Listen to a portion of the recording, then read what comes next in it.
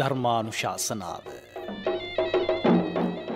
අද ධර්මානුශාසනාව සඳහා වැඩම කර සිටින ගරුතර දේශකයන්න් වහන්සේ කඩවත සමාධිමැදුර සහ පයාගල ශ්‍රී ධර්මගුප්ත පිරිවෙන් මූල මහා විහාරයන්හි අධිපති රාජකීය පණ්ඩිත ශාස්ත්‍රපති පූජනීය පයාගල නන්ද ස්වාමීන්ද්‍රයන්න් වහන්සේ.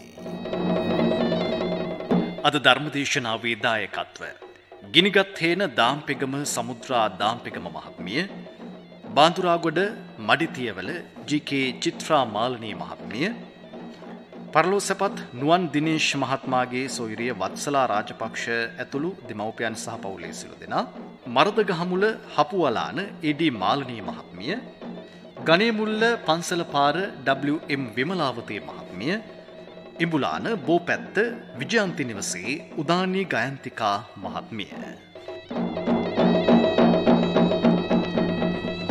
පින්වත්නි, ධර්ම ශ්‍රවණයට පෙර පන්සිල් සමාදන් වීමට නමස්කාරය කියමු. අවසරයි ස්වාමීන් වහන්සේ. නමෝ තස් භගවතු අරහතු සම්මා සම්බුද්දස්ස. නමෝ තස් භගවතු අරහතු සම්මා සම්බුද්දස්ස. නමෝ තස් භගවතු අරහතු සම්මා සම්බුද්දස්ස. බුද්ධං සරණං ගච්ඡාමි. බුද්ධං සරණං ගච්ඡාමි. ධම්මං සරණං ගච්ඡාමි. ධම්මං සරණං ගච්ඡාමි. සංඝං සරණං ගච්ඡාමි. සංඝං සරණං ගච්ඡාමි. ဒ ුතියම්පි බුද්ධං සරණං ගච්ඡාමි. ဒ ුතියම්පි බුද්ධං සරණං ගච්ඡාමි. ဒ ුතියම්පි ධම්මං සරණං ගච්ඡාමි.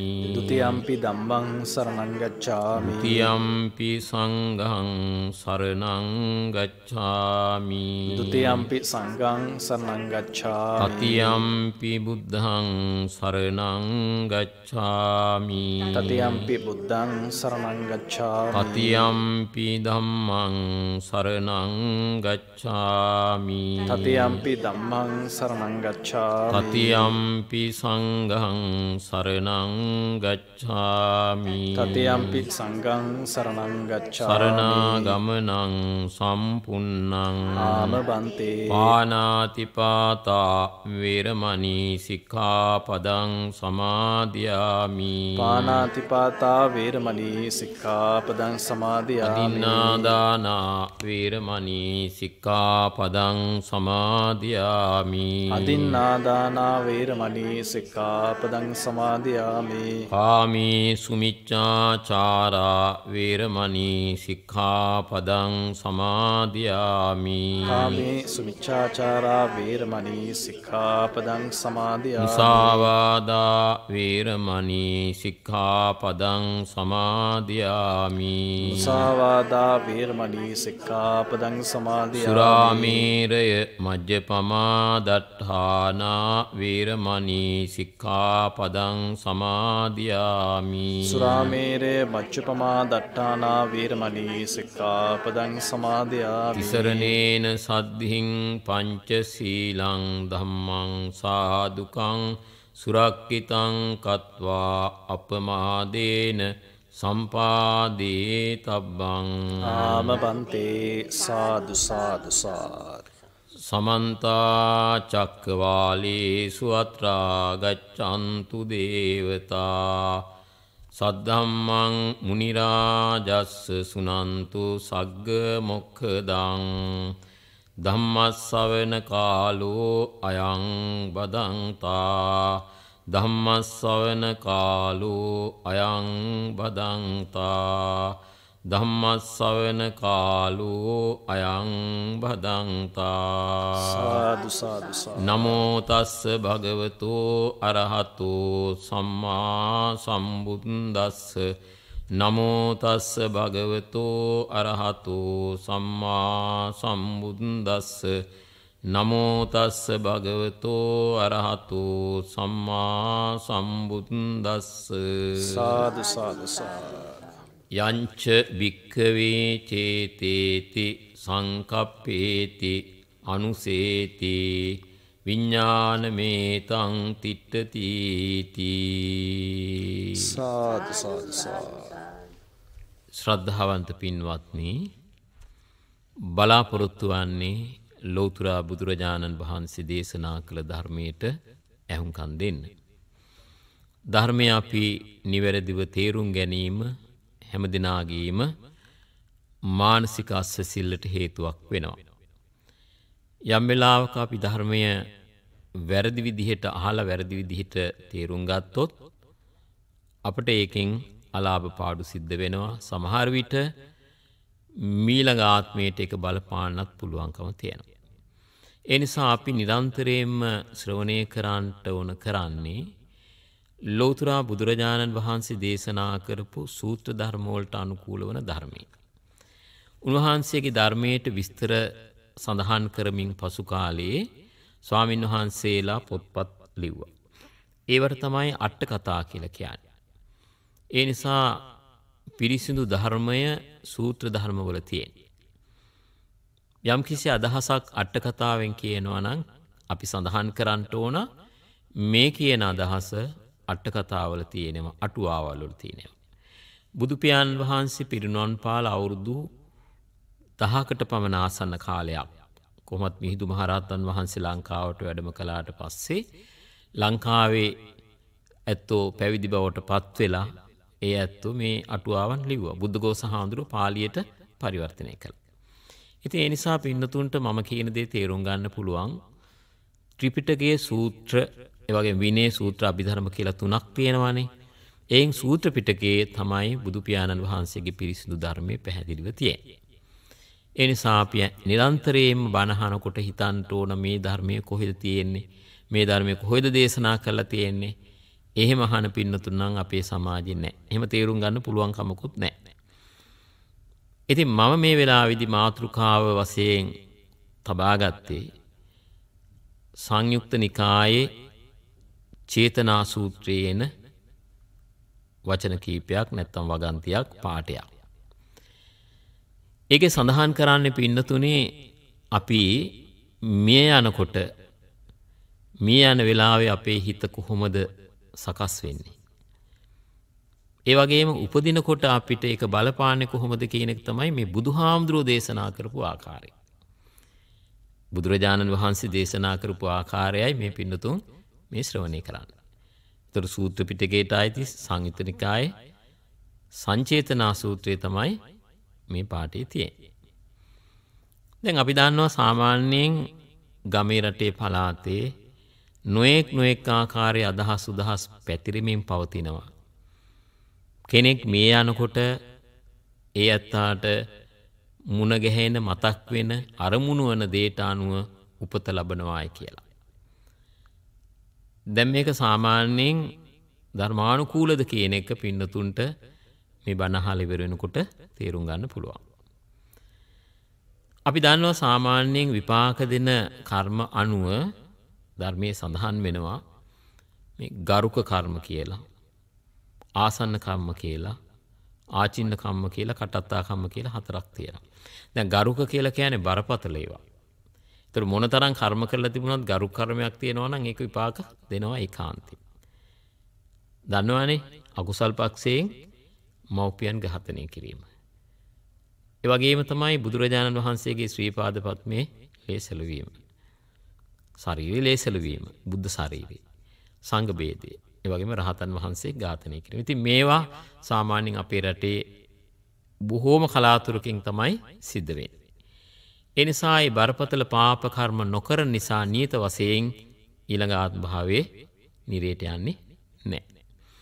කුසල පක්ෂයෙන් බැලුවාම රූප අරූප, රූපී දහන අරූපී දහන යම් කෙනෙක් ලබාගෙන ඒ නොසිස් දැහැනින් මිය යනවා නම් එයා එතකොට අර බ්‍රහ්ම ලෝක උප්පත්තිය ලැබෙන, සුගති උප්පත්තිය ලැබෙන. මේක තමයි පළමුවෙන්ම කියන්න තියෙන කාරණා. ඊළඟ අවස්ථාවේ හැටියට අභිධර්ම පිටකයේ සඳහන් වෙන්නේ ආසන්න කම්මය කියලා.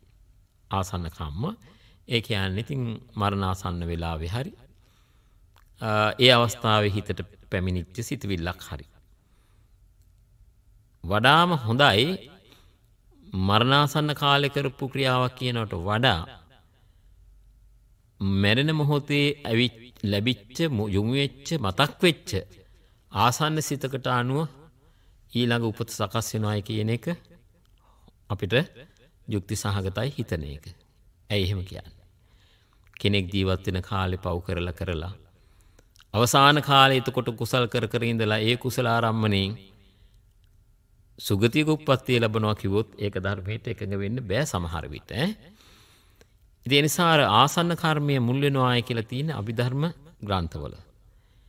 කොහොම නමුත් දැන් අද සමාජයේ තියෙන අදහසක් තමයි ගෙදර මාළු ටැංකියක් තියාගෙන මාළු ටැංකිය දිහා බලාගෙන ඉන්නකොට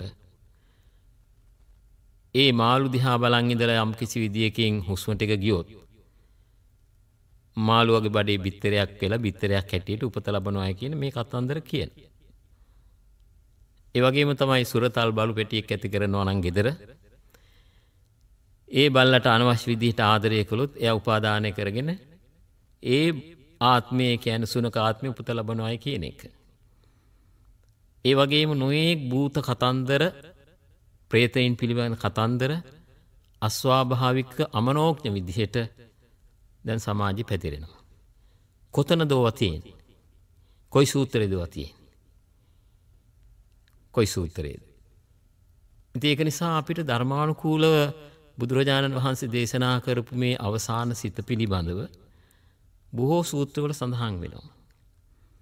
කෙනෙක් මැරෙන්න කිට්ටු වෙනකොට මරණාසන්න වෙලාවේ මොන විදිහටද එයාගේ අවසාන සිත සකස් වෙන්නේ කියලා. ඉතින් ඒක නිසා පින්නතුනි උපාදාන පච්චා භවෝ කියලා කිව්වට මොකද්ද උපාදාන කියන්නේ? නිකම්ම නිකම් වචන කියලා හරියන්නේ නැහැ. උපාදාන කියන එක අපි තේරුම් ගන්න ඉපේ. උපාදානය කියලා කියන්නේ මොකද්ද කියන එක අපි තේරුම් ගන්න ඕනේ. තේරුම් ගන්න නැතුව උපාදාන පච්චය භව කියලා කීමෙන් මේ ධර්ම දේශනා කරනකොට අපේ මහජනයා පුදුම මුලාවක සිටින්නේ. දේශකයන් වහන්සේ කෙසේ වෙතත් ධර්මයේ අහන පින්නතුන්ගේ තියෙන මන්ද බුද්ධික භාවය හොඳට පේනවා එකකින්. හිතලා බලන්න. දැන් තිරිසං ආත්මයක උප්පත්තිය ලබන්නේ බරපතල අකුසලයක් කරපු කෙනෙක්. සතර අපායන් එකක්නේ නරක තිරිසං. දෙවෙනි එක. එතකොට එහෙම තිරිසං ආත්මේ උපත ලැබනවා නම් කෙනෙක් gedara ඇති කරන බලු පැටිය දිහා බලාගෙන ඒ අරමුණු කරගෙන ධර්මයට යන කල දසා මොකද්ද? ධර්මයේ කොච්චර හැල්ලු වෙනවද? ලෞතර බුදුරජාණන් වහන්සේ වදාරනවා මේ සතර අපායේ කියන එක බරපතල පාප කර්මයක් කරපු කෙනෙක් යන තැනක්.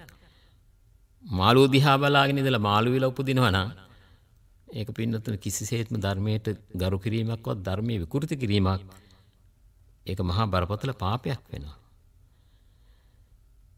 ඒක නිසා දැන් මේ සංචේතනා සූත්‍රයේ බුදුහාමුදුරු එක තැනක් ඔය මම කිව්ව එක තැනක් තවත් තියෙනවා බොහෝ තැන් බුදුරජාණන් වහන්සේ මේ පිළිබඳව දේශනා කරපු. ඒතර සංචේතන සූත්‍රයේ මොකද්ද දේශනා කළේ? යංච බික්කවේ චේතේති. මහන්නේ යම් කිසි දෙයක් හිතනවා නම් හිතන්නේ මොනවද? කුසල චේතනා අකුසල චේතනා. දැන් අපි සාමාන්‍යයෙන් කටයුතු කරනකොට අභිධර්ම හැටියට කියනවනම් මහාන්තාරම්මණයක්. ඒ කියන්නේ පැහැදිලිව අරමුණ ගැන හිතනවා. දැන් සමහර කෙනෙක් කේන්තියක් ආපුවම ඔය ගැන හිත ඉන්නේ. තවත් සමහර කෙනෙක් ආසාවක්, කාමයක්, රාගයක්, ඇල්මක් ඇති වුනහම ඔය ගැන හිත ඉන්නේ. තවත් සමහර අය දවස් ගණන් වෛර කර ක්‍රෝධ කර හිත ඉන්නේ. නේ? තවත් සමහර අය මොනවා හරි තමන් කරපු පින්කමක් ගැන හිත ඉන්නේ. කුසල ආරම්භය. අරගෙතකොට අකුසල ආරම්භය. එතකොට මෙහෙම පින්නතුනි චේතේති කියන එක අපි හිතන්නේ සාමාන්‍යයෙන් අපි හොඳට කල්පනාව තියෙන සිහි කල්පනාව තියෙන සාමාන්‍යයෙන් හොඳ අවස්ථාවක අපි අකුසලයේ කුසලයේ දෙකම හිතන්න පුළුවන්. ඒ නිසා බුදුරජාණන් වහන්සේ වදාරනවා යම් කෙනෙක් ඒ විදිහට හිතනවා නම් කුසල ආරම්මණයක් හරි අකුසල ආරම්මණයක් හරි ඒක මුල් කරගෙන මොකද වෙන්නේ? විඥානේ පිහිටනවා. විඥානේ පිහිටන එකෙන් උපතක් ලැබෙනවා. උපතක් ලබන්න පළවෙනි සාධකය මොකක්ද? එතකොට අර විදිහට අපි හොඳට යම් කිසි කුසල අකුසල චේතනාවක් හිතනවා. ඒත් දැන් අපිට සාමාන්‍යයෙන් අපි හිතමුකෝ මරණාසන්න වෙලාවේ සාමාන්‍ය තත්වයෙන් ඉඳගෙන හුස්ම ටික යනවා කියලා ඇස් දෙක පිය වෙනවා කියලා. එහෙම අය අඩුයි. හදිසිය වාහන වලට යට වෙලා සුනාමි වගේ වතුරකට අහු වෙලා එහෙම නැත්නම් කවුරු හරි වෙඩි තියලා එහෙම නැත්නම් ලෙඩ ඇඳගෙන සිහිය නැතු එහෙමනේ මැරෙන්නේ. එහෙම මැරෙන්නේ. එතකොට අර වගේ මැරෙන අවස්ථාවලුත් තියෙනවා. ඒ කියන්නේ හොඳ කල්පනාවෙන් මැරෙනවා. ඒ කල්පනාවෙන් මැරෙනකොට අර කියන චේතේති කියන කුසල චේතනාවක් ඉදිරිපත් වෙනවා. අන්න එතකොට මොකද වෙන්නේ? එයාට විඥානෙ පිහිටනවා. ඊළඟට සංකප්පේති කියලා කියන්නේ මේ කල්පනා කිරීම. කල්පනා කිරීම. එතකොට කල්පනා කිරීම අරකට වඩා වෙනස් නේ. දෙකම එකයි කියලා කියන්න පුළුවන්. දැන් අපි සමහරලාට හොඳ දෙයක් හරි නරක දෙයක් හරි ඉතින් අපි හිත ඉන්නවා. දැන් හුඟක් දෙනෙක් හිතන්නේ තමන්ගේ ඉතින් කරගන්න බැරි වැඩ, ඒ වගේම සිදු නොවන දේවල්, අස්වාභාවික දේවල් ගැන තමයි හුඟක් අය හිතන්නේ. අහසේ මාලිගා හදනවා කියලා කියන්නේ.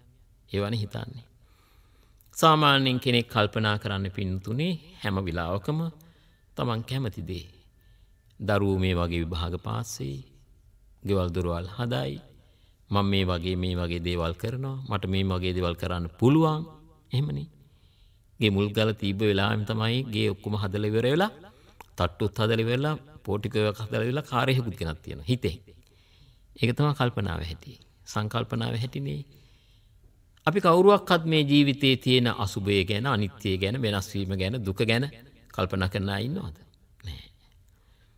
අන්නේ කල්පනාව. එතකොට දැන් අපි කියමු යම් කිසි කෙනෙක්ගේ අර චේතනා, සංචේතනා කියන කුසල අකුසල චේතනා නැතිනම් මොකද වෙන්නේ? කල්පනා කරපු දෙයට අනුව ඔන්න විඥානේ පිහිටනවා. විඥානේ පිහිටනවා. එතකොට දැන් මම කීයක් කිව්වද? 2යි. දැන් තුන්වෙනි එක තමයි චේතනාවක් නැහැ. කල්පනාවක් නැහැ. කාටද එහෙම වෙන්නේ? දැන් ඔය සුමානයක් විතර ඇඳේ එක් තැන් වෙලා සිහිය නැතුව අර මැෂින් වලින් මේ ආස්වාස් ප්‍රස්වාසයව අරගෙන ජීවත් වෙන අය ඉන්නවනේ. සමහරලාට ඒක අයින් කළාම එහෙම නිහඬ වෙනවා.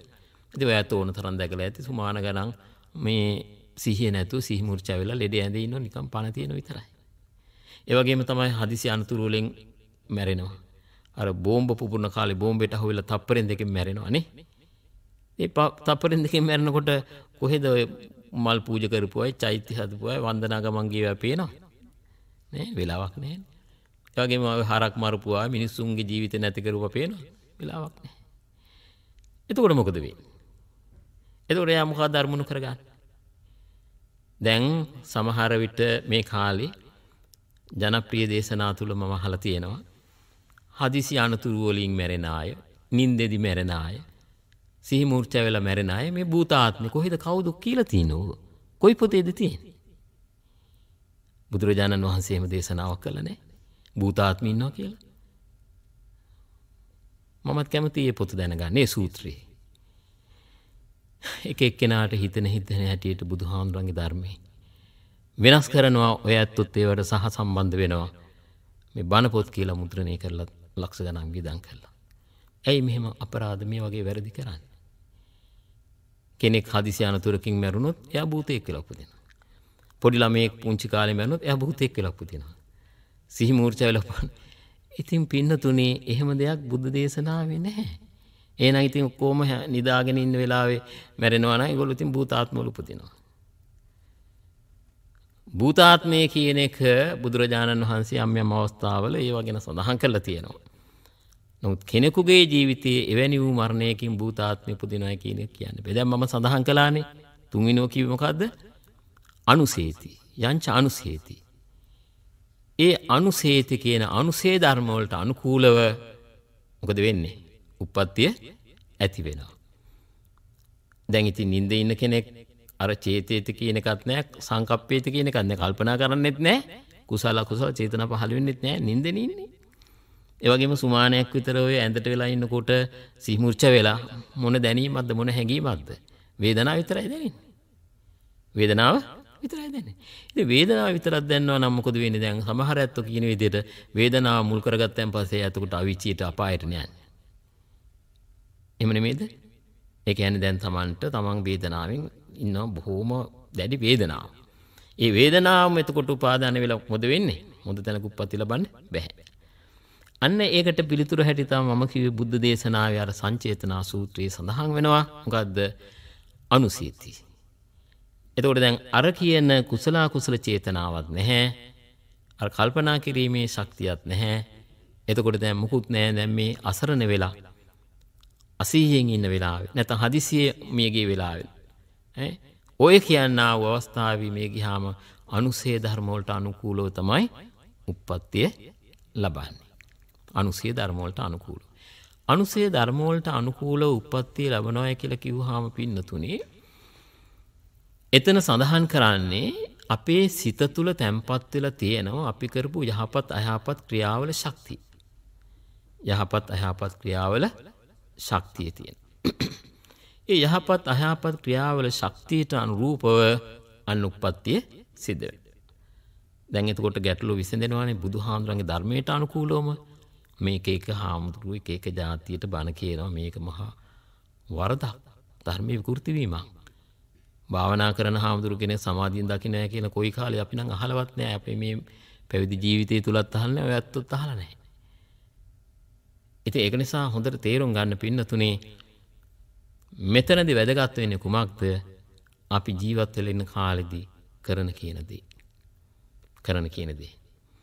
මම ආරම්භ කරනකොටම කිව්වානේ මොනවද? අටුවා කියලා කොටසක් තියෙනවා, අට කතා කියලා කොටසක් තියෙනවා. ඒවා පස්සේ කාලේ හාමුදුරු ස්වාමීන් වහන්සේලා සමහර වෙලාවට අපි දන්නේ නැහැ. ඉතින් අභිඥාලාභීන් වෙන්නත් පුළුවන්. නමුත් හැමදෙනාම අභිඥාලාභීන් කියලා කියන්න බැහැනේ. දැන් අදත් ඔය එක එක හරහට මෙහෙට එහෙට මෙහෙට ඈද කියන බණ කියන ඒවා පොත්වල ලිව්වොත් එහෙම මොකද වෙන්නේ බුදු බණට? කරණීයමෙත්ත සූත්‍රයේ එක හාමුදුරු කෙනෙක් එක විදිහකට තෝරනවා, තව කෙනෙක් තව විදිහකට තෝරනවා, තව කෙනෙක් තව විදිහකට තෝරනවා. බුදුරජාණන් වහන්සේගේ ධර්මයේ තව පැත්තක තියෙනවා. වැරදිද? වැරදි. ඉතින් ඒක නිසා අපි හැමදෙනාම තේරුම් ගන්න උතුම් වූ ත්‍රිපිටක ධර්මයේ උතුම් වූ සූත්‍ර ධර්මයට අනුකූලව මේ ධර්මයේ දැනගන්න.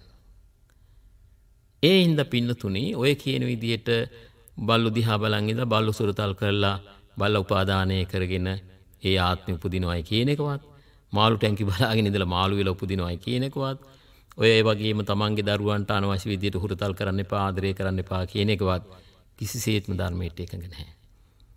පුංචි මුණුපුරාලට මිනිපිරියන්ට ආච්චි අම්මා කෙනෙක්ගේ සෙනෙහස ලැබෙන්නේ නැතු කාගේ සෙනෙහසද ලැබෙන්නේ? කවුද දේශනා කළේ? කොහෙද තියෙන්නේ?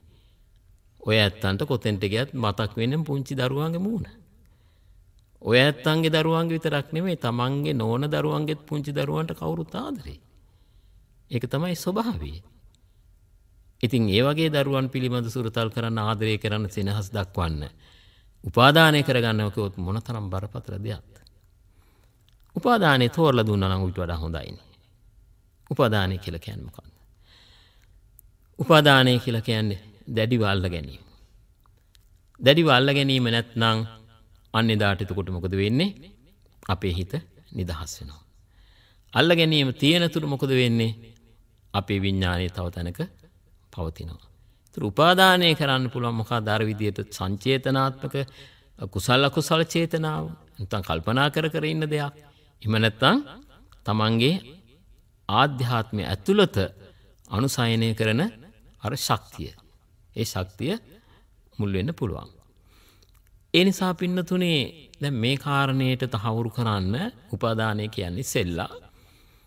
මම සංයුත්ත නිකායේ මහා නාම සංයුත්තේ තියෙන කතා ප්‍රවෘත්තියක් මතක් කරලා දෙන්න. මහා නාම සංයුත්තේ බුදුරජාණන් වහන්සේ දේශනා කරපු කොටසක්. මේ කොටසෙන් කියවෙන්නේ මහා නාම ශාක්‍යයන් බුදුරජාණන් වහන්සේ හමුවෙන්ට එනවා. ඇවිල්ලා මහා නාම ශාක්‍යයන් බුදු පියාණන් වහන්සේ සමග ධර්මයේ ගැන කතා කරලා හිත පහදවගෙන යනවා. ගිහිල්ලා ටික දුරක් ගිහිල්ලා ආපහු එනවා. ඇයි මහා නාම නැවත ආවේ? ස්වාමීනි මට ප්‍රශ්නයක් තියෙනවා. මොකක්ද ඒ ප්‍රශ්නේ? යම් විදිහකින් මම දැන් බණ අහලා යනකොට මගේ හිත බොහොම සංසුන් වෙලානේ, තැම්පත් වෙලානේ. දැන් මේ යන වෙලාවේදී අතරමඟ මේ කිඹුල්වත් නුරින් යනකොට අස්වකරත් එක එහෙම හැපුණොත් මොකද වෙන්නේ? මං මරණයට පත් වෙනවා. ඒ වගේම වේගෙන් යන හස්තියගෙන් හැපුණොත් මට ඒක වෙන්න පුළුවන්. කොහොම හරි හදිසි අනතුරකින් මැරුණාය කියමුකෝ. එතකොට ස්වාමීනි මගේ හිතේ සැකයක් තියෙනවා. මගේ ඊළඟ භවයේ හොඳ එකක් වෙන්නේ නැහැ. තව විදිහකින් කියනවා නම් අපාගත වෙන්න පුළුවන් කියලා. ඒ වෙලාවේ බුදුහාමුදුරුවෝ වදාරනවා මහා නාමට මහා නාම එහෙම හිතන්න එපා. එහෙම හිතන්න එපා. ඔබේ මරණේ ලාමක එකක් වෙන්නේ නැහැ කියලා. ඔබේ මරණේ ලාමක එකක් වෙන්නේ නැහැ. ඒකට හේතුව තමයි ඔබ කලක් සද්ධා, සති, වීරිය, සමාධි, ප්‍රඥා. මේ ධර්මතාවයන් වැඩූ කෙනෙක්, දියුණු කරපු කෙනෙක්. එහෙම වැඩූ දියුණු කරපු කෙනෙකුට මීළඟ භවය දුගතියට යනවා කියන එක සිද්ධ වෙන්නේ නැහැ. හදිසි අනතුරකින් මරුණත් වෙන්නේ නැහැ. ඉතින් පින්නතුනේ අතනින් මෙතනින් සූත්‍රයක් බලලා කිව්වොත් එහෙම වැරදීනේ. වැරදි. ඉතින් ඔය කාරණාව පිළිබඳව ස්වාමීන් වහන්සේලා සමහර විට ලියලා තියෙනවා මහා නාම ශාක්‍යයන් සෝතාපට්ටි ඵලයට පත්වෙච්ච කෙනෙක්, සෝවාන් වෙච්ච කෙනෙක්. ඒ නිසා සෝවාන් වෙච්ච කෙනෙක් නිසා එවැනි හදිසි අනතුරකින් මිය ගියත් දුගතියට යන්නේ නැහැනේ. සෝවාන් කෙනෙක් දුගතියට යන්නේ නැහැ. සෝවාන් කෙනෙක් සුගති ලෝකේ උපදින්නේ. සුගති ලෝකේ. ඒ නිසා සුගති ලෝකේ උපදින්න නිසා මහා නාමට ඒ ධර්මය ගැලපෙනවා. අපිට ගැලපෙන්නේ නැහැ. නමුත් පින්නතුනි බුදුහාමුදුරුවෝ ওই කාරණේ මුල් කරගෙන සූත්‍ර දෙකක් දේශනා කළා තියෙනවා. සූත්‍ර දෙකක් මහා නාම ශාක්‍යයන්ටම. ඒ සූත්‍ර දෙකම තියෙන්නේ ඔය සංයුත්ත නිකායේ. එතකොට එකකදී සඳහන් කරනවා පින්නතුනි මහා නාම ඔබ සෝවාන් අංගවලින්, සෝතාපට්ටි අංගවලින් යුක්තයි. ඒ නිසා ඔබේ ඊළඟ භවයේ දුක් සහගත එකක් වෙන්නේ නැහැ. එතකොට ඒක වෙනම දේශනා කරලා තියෙනවානේ. ඒ වගේම ඒකම තව සූත්‍රයක් තියෙනවා සෝතාපට්ටි අංග ගැන සඳහන් කරලා නැහැ. උන්වහන්සේ සඳහන් කරනවා යම් කෙනෙක් සද්ධාව, සතිය, වීර්ය, සමාධිය, ප්‍රඥාව කියන මෙන්න මේ ධර්මතාවය පුහුණු කරගෙන තියෙනවා නම්, පුහුණු කරනවා නම් ජීවිත කාලය තුල එයාට එතකොට ඊළඟ භවයේ ලාමක එකක් වෙන්නේ නැහැ. ලාමක එකක් වෙන්නේ නැහැ. අපි ওই ධර්මය විකෘති කරන්නේ නැතුව මෙහෙම හිතමුකෝ. උන්වහන්සේ වදාරන හැටියට. උන්වහන්සේ වදාරන මහා නාම කෙනෙක් මියා ගියාට පස්සේ එයාගේ මේ රූපකය ගිජුලිහිනියෝ, කපුටෝ, කවුඩෝ, ඒ වගේම නාරි කැනහිලුන් වගේ අය කාල විනාශ කරලා දානවා මේ ශරීරය. නමුත් එයා කාලයක් තිස්සේ දියුණු කරගත් ධර්මතාවයන් එයා විශේෂත්වයට පමුණුනවා. විශේෂත්වයට පමුණුනවා. කොහොමද විශේෂත්වයට පමුණුවන්නේ? කෙනෙක් ලිඳට දානවා කලයක්.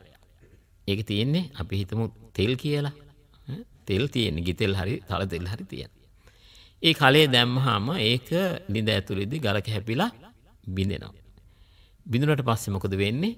කැට කැපිලිති ටික යට යනවා. අර තෙල් ටික මතු වෙනවා. අන්න ඒ වගේ බුදු පියාණන් වහන්සේ වදාරන මහා නාම කලක් තිස්සේ ඔබ යම් ගුණධර්මයක පිහිටාගෙන කටයුතු කළා නම් ඔබේ ශාරීරිය අර කැට කැබිලිති ටික අර ලිඳපත්ලේ සැඟුණාසේ ඔබේ ශාරීරිය මේ දාලා මෙහි සතුන්ට සමහරලාට ආහාරයක් වෙන්න පුළුවන්. මුත් ඔබ සුරේකේ ගුණධර්මයන් සියල්ලම ඉස්මතු වෙනවා. අන්න හොඳ තැනකටපත් වෙනවා. ඔය පින්නතුනි අපේ අවසාන අවස්ථාව පිළිබඳ මරණාසන්න සිත පිළිබඳව සඳහන් තැනක්. එතකොට එතනදී පින්නතුනි අර කියන ඔය කර්ම නිමිති, ගති නිමිති කියන ඒවා සඳහන් වෙන්නේ නැහැ. සූත්‍රවල ඒවා සඳහන් වෙන්නේ නැහැ. ඒව සඳහන් වෙන්නේ පසු කාලීන අට කතාවල අභිධර්මයේ වගේ ඒවා තමයි කර්ම නිමිති, ගති නිමිති තියෙන ඒවා විශ්වාස කළාට වඩා දැන් හැබැයි සූත්‍ර ධර්මවල නැහැ. සූත්‍ර ධර්මවල නැති නිසා පින්නතුනි අපිට උත්තරයක් දෙන්න පුළුවන් කවුරු හරි අහන ප්‍රශ්නෙට. මොකද්ද ප්‍රශ්නේ? ප්‍රශ්නේ තමයි දැන් ස්වාමින් වහන්සේ ධර්ම දේශනා කරනකොට කියනවානේ මැරෙන වෙලාවේදී දිව්‍ය රත, දිව්‍ය ලෝක, දිව්‍ය භවන, අපාය, යමපල්ලු පේනවා කියලා එහෙම. ඉතින් ඒක එහෙම තිබිච්චාව. ඉතින් ඒකත් අහන්න. එතකොට දැන් අර දරුවා අහන්නේ එතකොට ඉතින් ස්වාමීන් වහන්සේ මේ කෙනෙක් හදිසියෙ මැරුණොත්, බෝම්බයකට අහු වුණොත්, බෝම්බයකට පුපුරන තැනක ඉඳලා මැරුණොත් එහෙම එයා තප්පර 2-3කින් මරණයටපත් වෙනවා. එයා කොහොමද බල ඉන්නේ? කොහොමද කර්ම නිමිති, ගති නිමිති එන්නේ? ඉතින් කොහොමද උත්තර දෙන්නේ? හැබැයි අර බුදුහාමුදුරු දේශනා කරපු චේතනා සූත්‍රයට අනුව උත්තරේ තියෙනවා. මොකද්ද? ඔව් ඇත්ත. ක්ෂණිකව මැරුණා. එයා එතකොට සංචේතනා කියන தത്വෙත් නැහැ. කල්පනා කරන තත්ත්වෙත් නැහැ. නමුත් එයා කරපු කුසල කර්මයන්ගේ ශක්තියට අනුව අන්න විඥානේ පිහිටනවා. ඒකෙදි ඔය කර්ම නිමිති ගති නිමිති ඒවා බල බල ඉන්න ඕනේ නැහැ. මම ඒක වැරදි කියන්නෙත් නෑ, හරි කියන්නෙත් නෑ. මට කළ හැකි දේ තමයි මේ දේ මේ පොතේ තියෙන, මේ දේ මේ පොතේ තියෙන, මේ දේ මේ පොතේ තියෙන කියලා කියන සිද්ධ වෙනවා. ඒ නිසා පින්නතුනේ අපි හැමදෙනාම තේරුම් ගන්නට මේ උපාදාන පත්‍ය භව කියලා කියන එක පොඩ්ඩක් හිතන්න ඕන. උපාදානය කියලා කිව්වේ දැඩිවල්ල ගැනීමනේ. දැඩිවල්ල ගැනීම කිව්වහම ඔයත් ඉතින් අහලත් ඇති.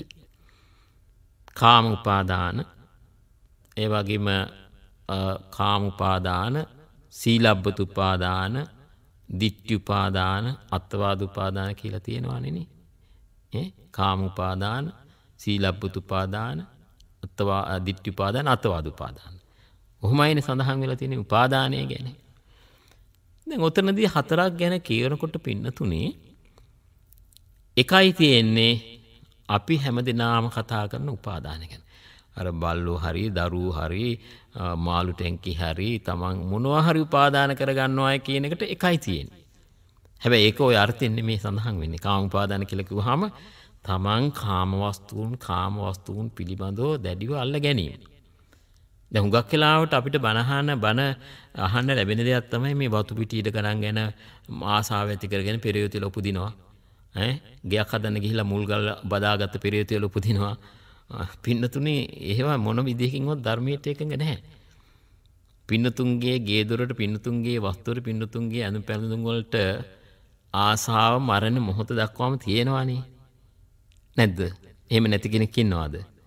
ඉන්නවා. බොහොම එහෙම නැති කෙනෙක් නැහැ. හැමදෙනාම ඕන්න දැන් ඉතින් මම මරණයට ලෑස්තිලා මම කිසි දෙයක් හොයන්නේ නැහැ කියලා.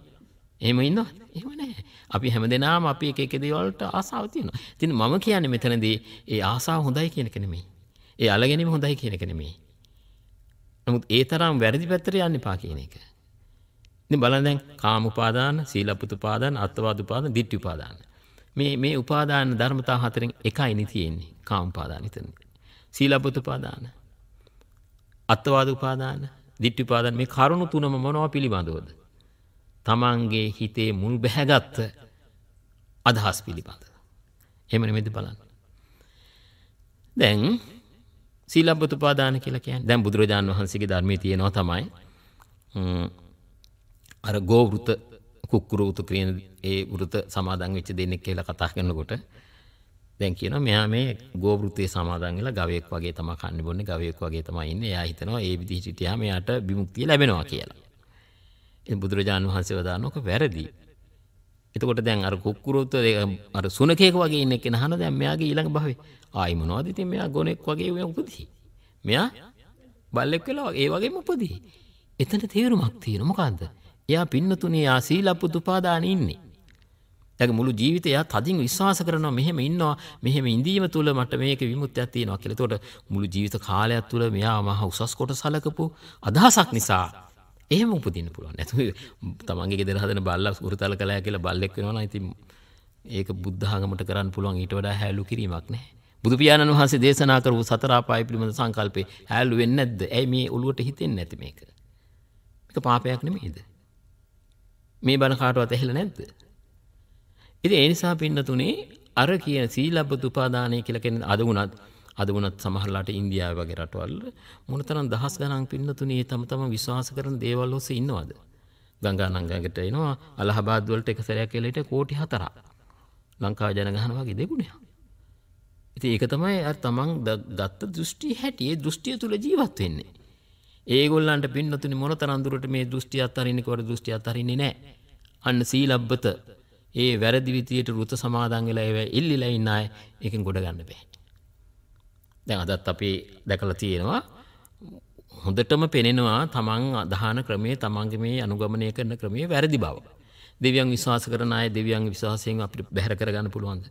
කතරගම ඔළුවේ පූජා වට්ටි තියාගෙන අර මැණික් ගඟ හරියට වෙනකම් ඉන්න පෝලිං ගහලා වෙනස් කරන්න බෑ. වෙනස් කරන්න උත්සාහ කරන්නෙත් නැහැ. ඔය ඇත්ත යන ගමන ඔය ඇත්ත යන අපි යන ගමන අපි යනවා. ඉතින් ඒක නිසා බුදු පියාණන් වහන්සේ වදාලේ මේ මම කියන්නේ දෙවියන් යදීම වැඳීම මේ සීලබ්බත කියන එක නෙමෙයි. නමුත් මිනිසුන් තුල මුල් බැහැගත් දෘෂ්ටිය නැති කරන්න බෑ. ඉතින් අර ආගමික වශයෙන් ඒගොල්ලෝ හිතනවා මේ වෘත සමාදන් වීමෙන් අන්න විමුක්තියක් ලැබෙනවා. ඊට පස්සේ ditthi upadana කියලා කියන්නේ දෘෂ්ටි ගතිකව මෙතරම් මිනිසුන් කටයුතු කරනවා. දැන් අද දේශපාලන ශාස්ත්‍රය බැලුවෙන් පස්සේ අපිට පුළුවන් තේරුම් ගන්න මිනිස්සු මොනතරම් දුරට ආදානග්‍රාහීව අන්තගාමීව සීමාන්තිකව මේ දෘෂ්ටියෙන් යට වෙලා ඉන්නවද? මොනතරම්ද කියලා කියනවා නම් පින්නතුනේ කෙනෙක් එක්ක කතා කරනකොට ඔහුගේ දෘෂ්ටිය තේරුම් නොගෙන කතා කළොත් ඒ ඇති අමනාප වෙනවා. ඔහුගේ දෘෂ්ටිය දැනගෙන යත් එක්ක ඒ විදිහටම කතා කළොත් ඒ ඇති හොඳට යාළු වෙන්න ඕන දෙයක් කරගන්න පුළුවන්. ඕන දෙයක් කරන්න පුළුවන්. නොදෙන මිනිහක් දෙනවා. ඇයි? ඒ තරම් දැඩි දෙයක් මේ දෘෂ්ටිය. ඉතින් ඒ දෘෂ්ටිය යම් දවසක මේ වැළඳ ගත්තා නම් ඒක එතකොට පින්නතුනේ මරණය දක්වාම තියෙනවා. මෙතන දෘෂ්ටිය කියන්නේ විශේෂයෙන් මමත්වයේ මුල් කරගත්ත. මමත්වයේ වැඩි එක්කෙනා පින්නතුනේ අමුතුම ජීවිත ගත කරන්නේ. එයා විතරයි ජීවත් වෙන්න ඕනේ. එයා විතරයි හරි. එයා විතරයි නිවැරදි. අනිත් ඔක්කොම වැරදි. ඉද මේව සත්‍යම් මෝගවඤ්ඤං ධර්මයේ සඳහන් කරන්නේ ඕක තමයි වැදගත්ම දේ. මම කියන එක මගේ දේ විතරයි හරි. අනිත්‍යව වැරදි. ඉතින් එවැනි දර්ශනයක ඉන්නකොට පින්නතුනේ අන්න ඒක උපාදාන වෙනවා. මුළු ජීවිත කාලෙම එයා වෙනස් වෙන්නේ නැහැ නේ ඒකෙන්. ඒක වෙනස් වෙන්නේ. ඒක නිකම් මේ ඔය බලු පෙට හුරුතල් කරනවා වගේ නෙමෙයි. ළමයි හුරුතල් කරනවා වගේ නෙමෙයි. ඒ වගේ නෙමෙයි. ඒක අමුතු දෙයක්. දැන් අපි දැකලා තියෙනවා සමහරලාට සමහර දෘෂ්ටිගතිකයෝ මොනතරම් පින්නතුනේ මිනී මරනවද? අන්තගාමී ආගම්. මේ මිනී මරණය කරන්න දෙවියන් වහන්සේ වෙනුවෙන්. එහෙම නැද්ද? අද ලෝක කොච්චර තියෙනවා. අමුම මේ මිනිසුන්ගේ බෙලි කපන අය, ගල් ගහලා මරන අය. ඇයි මේ? ඒ දෘෂ්ටි හැටි. ලෝතර බුදුහාමුදුරු විතරයි පින්නතුනේ එවැනි දෘෂ්ටියකට පැමිණෙන්න එපා කියලා වදාළේ. ඊළඟට තමයි අත්වාද උපාදානයි. අත්වාද උපාදානය කියලා කිව්වම ආත්ම දෘෂ්ටිය. ආත්ම දෘෂ්ටිය කියන එක පින්නතුනේ දැන් අපි භාවනා කරන ඔයත්ෝ බණහනවා මේ මොනතරම් බණ හැවුවත් නිකන්වත් හිතනවද හාමුදුරුවෝ පංචස්කන්ධ ගැන කියනවා, දෙතිස් කුණප කොට්ටාස ගැන කියනවා, ආයතන ගැන කියනවා, නාම රූප ගැන කියනවා. මොනවද මේ කියන්නේ? මොනවද මේ කියන්නේ? තේරුම් ගත්ත අය ඉන්නවද? අපිත් මාතෘකාවට අනුව බණ කියනවා. ඔයත්ොත් අහනවා. තේරුම් ගත්තේ නැහැ. මේ හැම දෙයකින්ම පින්නතුනි දේශනා කරන්නේ කුමක්ද? අන්නර ආත්මවාදයෙන් ගැලවෙන්න. ආත්මවාදය කියන්නේ කෙටියෙන් කියනවා නම් සාරයක්, අර්ථයක්, හරවත් බවක්, ස්වාමියෙක්, අධිපතියෙක් ඉන්නවයි කියලා හිතන එක. කොහෙද? ඇතුළත මගේ ළඟ. මේ ශරීරය ඇරුණා මේ අභ්‍යන්තරයේ තියෙන බල සම්පන්න කෙනෙක්. එයා තමයි ඔක්කොම කරන්නේ. බුදුහාමුදුරුවෝ හදන්න එහෙම එකක් නැහැ. ඒකත් උපාදිත තිබාංක ඒ කියන්නේ ඇති වෙනවා නැති වෙනවා ඇති වෙනවා නැති වෙනවා ඒ තත්ත්වෙන් යුක්තයි. මේක දිගටම අරගෙන යන ප්‍රවාහයක්. එයාට කරන්න පුළුවන් දෙයක් නැහැ. කාටද? ඔය ආත්මයක් කියන එක්කෙනාට. සමහර අය ආත්මයක කිව්ව හිතට. ඉතින් බුදුහාමුදුරුවෝ අහනවානේ ආත්මය කියන්නේ ඔබ කියන ආත්මය කියන්නේ මොකද? ඇහැටද? නැහැ. කනටද? නැහැ. ඒ වෙනා දිවටද? නැහැ. නහයටද? නැහැ. ඉතින් උත්තර නැහැ. හිතටද? හිතටත් නෙමෙයි. ඉතින් ඒ නිසා පින්නතුනේ ආත්මවාදයේ කියන එක ගත්තනම් දැඩිව අන්නේ උපාදාන හේතුවෙන් එයාගේ උප්පත්ති ලැබෙනවා. එතකොට අපිට දැන් ඔය අත්වාද, සීලබ්බත, දික්ටි කියන මේ උපාදාන අභිභවා අප බොහෝ විට කතා කරන්නේ කාම උපාදාන ගැන. කාම උපාදානෙ වුණත් පින්නතුනේ සාධාරණව සිතලා බලන්න කෙනෙක් මොනවද හිතන්නේ? කෙනෙක් මොනවද? මේ කාම ලෝක. කාම චේතනා. කාම චේතනා කිව්වහම ලිංගිකත්වයම නෙමෙයි ඈ. සමහර අය බලය ගැන සිහින මවමව ඉන්නවා. මොනතරම් බලකාමීත්වයෙන් පොරකන සමාජයක් දාද තියෙන්නේ. සමාජයක් දාද තියෙන්නේ. හැබැයි එහෙම බලකාමීත්වයෙන් පොරකන දේශපාලනඥයෝ പ്രേත ලෝකෙත් ගිහලා දේශපාලනය කරනවලු. එඳ പ്രേත ලෝකේ යන්න බය වෙන්න එපා හොඳයි. මොකද මේ ලෝකේ කරපු പ്രേත ලෝක මේ ලෝකේ කරපු දේශපාලනේ പ്രേත ලෝකෙත් ගිහිලා කරන්න පුළුවන් කියනවා නම් මේවා කියන අය නෙමෙයි අහපු අයට තමයි දඬුවම් දෙන්න ඕන. බුදුහාමුදුරන්ගේ ධර්මයටයි මේකෙන් අපහාසයක් වෙන්නේ. හිතලා බලන්න. මෙහි ලෝකේ දේශපාලනය කරපු අය හොඳ උස මහතට නැෂනල් එකක් ඇඳගෙන ඒ විදිහටම දේශපාලනය කරනවා പ്രേත ලෝකෙ ගිහිල්ලා. ඉතින් එහින්ද පින්නතුනේ එහෙම දෙයක් නැහැ. හැබැයි പ്രേත ලෝකෙට යනවා නම් හුඟක් හොඳයි. නමුත් ඉතින් කොහොම වේද කියලා අපිට කියන්න പ്രേත ලෝකෙන් නවතින එකක් නැහැ. කොහොම හරි බලය කියලා කියන්නේ වගේ එකක්. ඒ නිසා බුදුහාරු දේශනා කළා කීර්තිය ප්‍රශංසා බලය කියන එක මහණෙනි කිසිසේත් ළඟට ගන්න එපා. මේක තමයි විනාශ වෙන්නේ එකම මාර්ගය. මේක තමයි. දැන් අපේ ධර්මදේශකයන් වහන්සේලා හුඟක් දිනෙක ධර්ම දේශනා කරන අඩුයි. මොකද ඒකට හේතුව? හේතුව තමයි දෙපැත්තකින් කල්පනා. උන්වහන්සේලා සමහර වෙලාවට හිතනවා ඇති මොකටද ඉතින් අපි ප්‍රසිද්ධ වෙන්නේ. දැන් ධර්ම දේශනා කරනකොට මාධ්‍ය තුලින් ප්‍රසිද්ධ වෙනවා. ඊට පස්සේ එහෙන් ආරාධනා මෙහෙන් ආරාධනා තව තව ලාභ ලෝභ ඕන තරම් හම්බ වෙනවා. ඕක නෙමෙයිනේ එතකොට ශ්‍රමණ ජීවිතය කියන්නේ පැවිදි ජීවිතය කියන්නේ. පැවිදි ජීවිතය කියලා කියන්නේ තමන් සැහැල්ලුව ඉන්නට ඕන. දැන් මේ ආත්මය තුල ලබන්නේ කෙනෙක් මොකක්ද උතුම්ම සැපත? උතුම්ම සැපත තමයි පින්නතුනි විවිච්ඡේව කාමයේ විවිච්ඡ අකුසලයේ ධම්මේ. මේ හිත තුල මොනතරම් දුරට කාම චේතනාවන්ගෙන් මිදිලා කාම චේතනාවෙන් ඈත් වෙලා ඉන්න පුළුවන් නම් අන්නේ තරමට තමයි සැනසීම තියෙන්නේ. එමෙ නෙමෙයිද? දැන් මේ පාර යනකොට කල්පනා කරලා බලන්න හැමතැනම තියෙනවා ඇන ඉන්න අය ඉන්නේ. එක්ක කනේ අත තියාගෙන ඉන්න අය ඉන්නේ. එකයි මම කිව්වේ. තැබෑරුම් ළඟට යන කොච්චර පිරිසක් ඉනවද කියලා බලන්න. ඇයි මේ? අර අවාසනාවන්ත ස්වභාවයෙන් මිදෙන්න පුළුවන් කමක් නැහැ. අකුසල ධර්මයන් කොහම ලෝභය මුල් කරගෙන, ද්වේෂය මුල් කරගෙන, මෝහය මුල් කරගෙන යම් දෙයක් කරනවා නම් අන්නේ වන් මිදෙන්න ඕන. ඒ නිසා පින්වන්ත ඇත්ත හැමතිස්සෙම සතිය මුල් කරගෙන සිහියෙන් යුක්තව මේ ගැන කල්පනා කරනවා. ඒ නිසා හැමදෙනාම තීරුම් ගන්න මේ ටික වෙලාව තුල ඔය ඇත්තන්ට මම ජීවිතයේ පිළිබඳ අපි ළඟ උපත පිළිබඳ බුදුරජාණන් වහන්සේ දේශනා කර ධර්ම මාර්ගය පෙන්වුම් කළේ සීලයක පිහිටන්න දානමාන ආදී ශක්ති ප්‍රමාණයෙන් දෙන්න විශේෂයෙන්ම භාවනාවෙ දෙන්න. භාවනා කිරීමෙන් ලෞකික සැප සම්පත් වගේම තමන්ට පරලොවත් නිවීමක් ලබන්න පුළුවන්. ලෞකික සැප සම්පත් කිව්වේ ධන සම්පත් නෙමේ පින්නතුනි. ලෞකික වශයෙන් නිරෝගී සම්පත්තිය ලබන්න පුළුවන්. ඒ නිසා මේ උතුම් ධර්මයේ සඳහා හැමදිනාටම උපකාර වේවා, නිවන් අවබෝධ වේවා කියලා ප්‍රාර්ථනා කරන්න. අවසරයි ස්වාමින් වහන්සේ අද ධර්මදේශනාවේ දායකත්ව පිළිබඳව සිහිපත් කරන්නට. ගිනිගත් හේන දාම්පෙගම නිවසේ පදිංචිව සිට අවුරුදු 35කට පෙර පරලෝසපත් සිරිසේන දාම්පෙගම පියාණන්ට අවුරුදු 11කට පෙර පරලෝසපත් කරුණාවතී දාම්පෙගම මෑණියන්ට දෙපාර්ශ්වයේම මියගේ සිළුම ඥාතීන්ට පින් අනුමෝදන් කිරීමට සුජීවත්ව සිටින පවුලේ සියලුම සහෝදර සහෝදරයන්ට හා දූ දරුවන්ට ඉක්මන් භවයක චතුරාර්ය සත්‍ය ධර්මයේ අවබෝධ වේවායි ප්‍රාර්ථනා කිරීමට දායකත්වයේ දරන්නේ ගිනිගත් හේන දාම්පෙගම පදිංචි සමුද්‍රා දාම්පෙගම මහත්මිය. පරලෝසපත් තම ආදරණීය දෙමව්පියන්ට පින් අනුමෝදන් කිරීමටත් දෙමව්පියන්ගේ මව්පිය පාර්ශ්වයේ පරලෝසපත් සිළුම ඥාතීන්ට පින් අනුමෝදන් කිරීමට දේශකයන්න් වහන්සේටත් ලෝවැසි සිළුම දෙනාටත් නිදුක් නිරෝගී සුව චිරජීවනයේ පැතීමට රටවාසී ලෝකවාසී කොවිඩ් රෝගීන් පීඩා විඳින සිළු දෙනාටම ඉක්මන් සුවය ප්‍රාර්ථනා කිරීමට දායකත්වයේ දරනවා බාඳුරාගොඩ මඩිතියවල පදිංචි ජී.කේ. චිත්‍රා මාලිනී මහත්මිය. මාස 18කට පෙර රෝගාතුරව පරලෝසපත් වූ දයාබර පුතුණුවන් තම එකම සහෝදරයා වූ නුවන් දිනේෂ් අද්දරගේ මහත්මයාට අද දිනට යෙදෙන උපන්දිනය නිමිති කොටගෙන අම්මා තාත්තා එකම සොයුරිය වත්සලා රජිත අයියා නැන්දා බාප්පා දීරක මල්ලි රාජපක්ෂ මාමා ඇතුළු සිළු දෙනා පුණ්‍ය අනුමෝදනා කර සිටිනවා.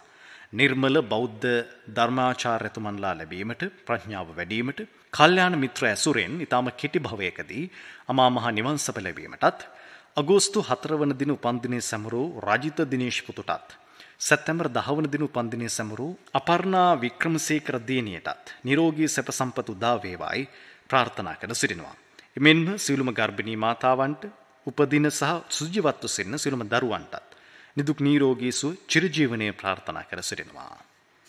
පරලෝසපත් වූ සිළු ඥාති හිත මිත්‍රාදීන්ට පින් අනුමෝදන් කිරීමටත් S M. Gamini Alwis, P D. Lionel, H D. Christina, A D. Jordi, H D. Simona, A D. Emaline, P D. Kulasiri, A D. Amarawathi, Sajeewani Alwis යන සිළු දෙනාටම උතුම් නිර්වාණ සෝය ප්‍රාර්ථනා කිරීමට පූජනීය එස්.එල්.ඒ. සෝමරතන ස්වාමින් වහන්සේට, පූජ්‍ය හපෝලානේ නාරද ස්වාමින් වහන්සේට, වගේම අපවත් වී වදාළ විහාරස්ථානයේ සූර්ම ස්වාමීන්ද්‍රයන් වහන්සේලාට උතුම් නිර්වාණ සෝයම සැලසේවායි ප්‍රාර්ථනා කිරීමට සුජීවත්ව සිටින විහාරස්ථානයේ නායක පූජ්‍ය නන්ද ස්වාමින් වහන්සේට නිදුක් නිරෝගී සෝය ප්‍රාර්ථනාවෙන් දායකත්වයේ දරන්නේ මර්දගහමුල හපුවලාන ඒ.ඩී. මාලිනී මහත්මිය.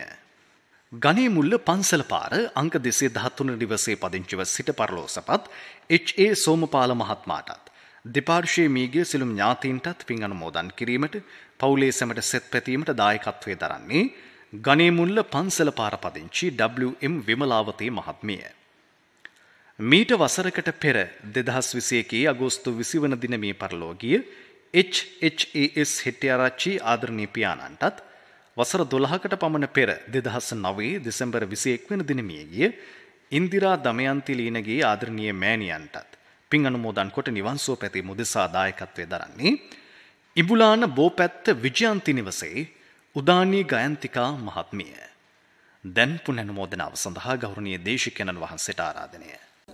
ඔබ අප හැමදෙනාගේ ඥාතීන් පින් ලැබ යහපත් වූ ජීවිත ලබාගෙන සම්‍යක් දෘෂ්ටිය දියුණු කරගෙන උතුම් ධර්ම අවබෝධයෙන් නිර්වාණයට පත් වේවා පැමිණේවායි ප්‍රාර්ථනා කරන්න. සාදු සාදු. ඊතාවතාච අම්මේහි සම්බතං පුඤ්ඤ සම්පදං සබ්බේ දේවා අනුමෝදන්තු සබ්බ සම්පatti සිද්ධියා සබ්බේ භූතා අනුමෝදන්තු සබ්බ සම්පatti සිද්ධියා සබ්බේ සත්තා අනුමෝදන්තු සබ්බ සම්පatti සිද්ධියා ධර්ම ශ්‍රවණානි සංසයෙන් හැමතෙම උතුම් නිවන් සුවත් වේවා. සාදු සාදු සාදු.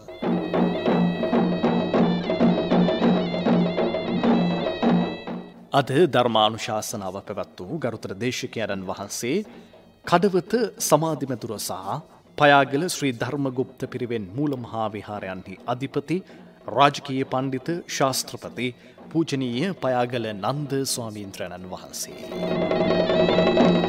වහන්සේට නිදුක් නිරෝගී සුව චිර ජීවනය ප්‍රාර්ථනා කරමින් අපි සාදුකාරයක් පවත්වමු. සාදු සාදු සාදු. ඔබටත් මෙවන් ධර්ම දේශනාවක දායකත්වය ලබාගත හැකි. කතා කරන්න ජාතික ගුවන්විදුලියේ ආගමික අංශයට. දුරකථන අංකය 0112 69 71 40. ඔබට තිරුවන් සරණයි.